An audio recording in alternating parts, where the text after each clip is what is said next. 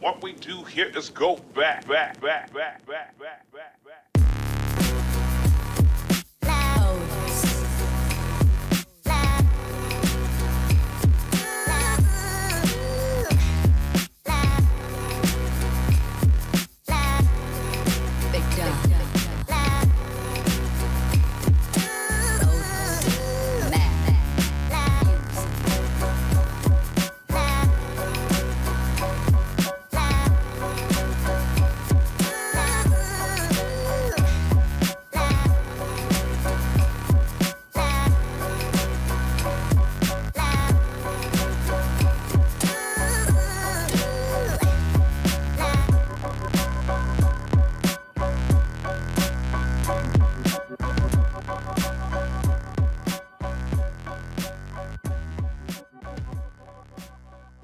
Clearing the code.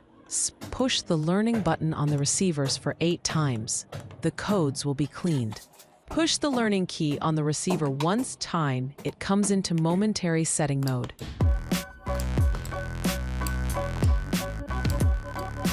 Push the learning key on the receiver twice time. It comes into toggle setting mode.